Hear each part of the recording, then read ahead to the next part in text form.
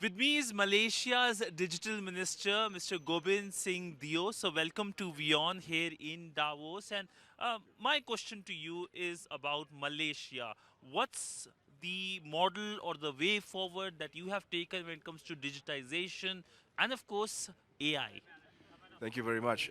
Malaysia has just set up a Ministry of Digital. We are just about 2 years old now, Uh-huh. and this shows you the emphasis that the Prime Minister has made and placed on ensuring that we are able to bring about digital transformation in our country as fast as we possibly can.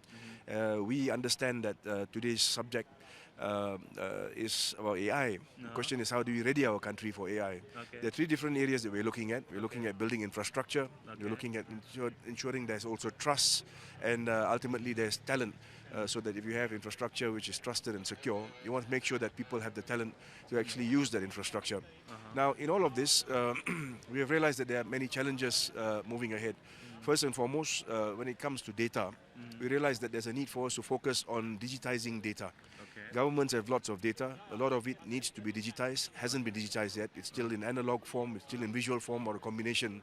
So the question of priorities, how are you going to look at priorities and then decide what needs to be done first, Okay. so that you can make sure that there is impact that the people can feel with AI and digitization policies that you start to create. This is a conversation that expands way beyond just us at ministry. It requires expertise. It also requires resources, Okay. and it requires people who can think about what we think future generation technology is going to be. So for that purpose, in Malaysia, we are now in the process of setting up a data commission. Okay. The data commission is going to be tasked with looking at where it is we need to go with data preparations in our country, Okay. so that we have the data that we need that will be able to empower those projects that we are going to push ahead with using AI in future. And I think this is very, very important, because this is a group of people that will be able to actually tell us what they think Malaysians need in terms of new technology, how it can impact on the masses, how it can improve lives of people, how it can reduce costs and increase efficiency. And I think this is what people want to feel with new technology and AI. So as I said earlier, we need a group of people to look at this specifically. For that purpose, we have now put through Parliament the Data Sharing Bill. Okay. It's now the Data Sharing Act.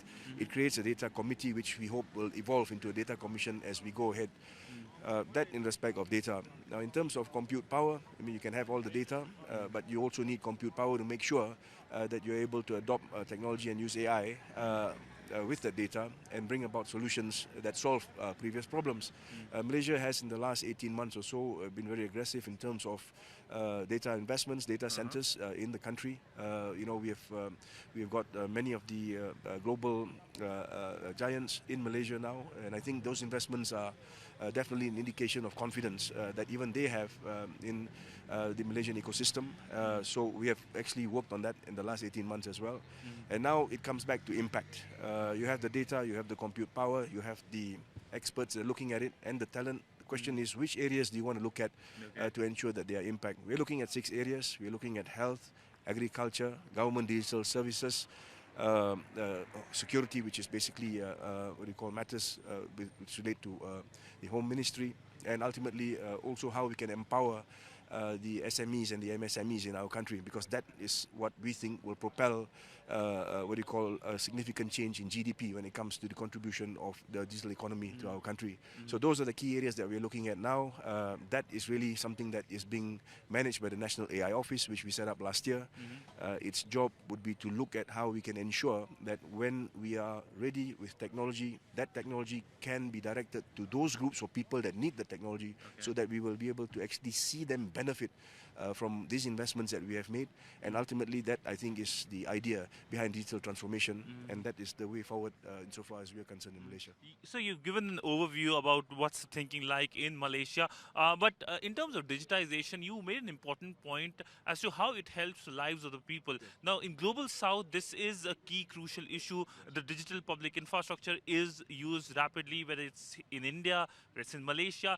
How do you see the lives of people being transformed with the policies of your government? Well, there's lots, the problems of the past that now can be settled with new technology. And if you look at how it is, we have spoken about technology, particularly to the general public. We always say to them that technology is important because it will be able to bring about changes which will reduce costs, make services a lot more efficient, and ultimately give you a lot more value for the money that you are spending on services today. So people have heard this and they expect to see it in terms of impact in how it is they do things. So for example, if you look at businesses want to be able to use technology so that they can improve. Okay. What they can do is they can expand their productivity, they can reduce their costs, and ultimately that's how they're going to feel the impact of AI. Now what we need to do is we need to be able to translate this. Conversations are very important and they must carry on, but ultimately they cannot remain in conversations. So the government now has a duty to think of how it is they can make sure that you target these groups and ultimately you're able to bring solutions to them and they will be able to feel the impact of technology from these solutions. That's just the SMEs and MSMEs. Let's look at the health sector, for example. People have always had problems when they have to go to general hospitals, for example. They get into queues, and ultimately there's a lot of time spent there.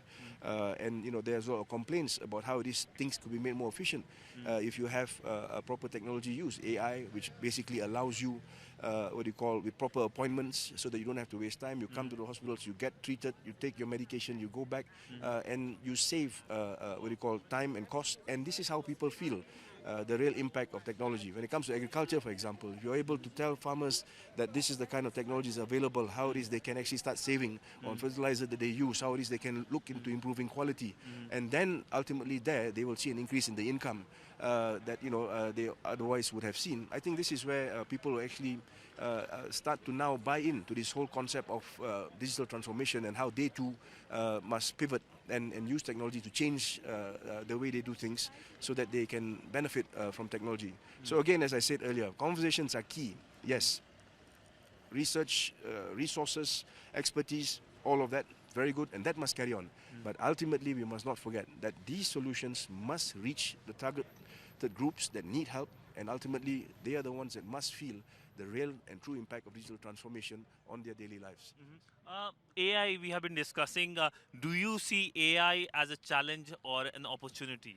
Well, I think AI presents both. AI is definitely something that presents huge opportunities. There will be challenges that will arise, as is with everything else. Once you move into new areas, you're going to find new challenges that you have to deal with. But I don't think that's something that we cannot overcome. I think ultimately, as you go along, we will find our way, and I think we will be able to see AI delivering impact that's going to benefit humanity as a whole. Well, on that note, thank you so much, sir, for speaking to WION here in Davos. Thank you, sir. Thank you for your time. Thank you, sir. With video journalist Neeraj Patel, Siddhan Sibbal for WION in Davos, Switzerland.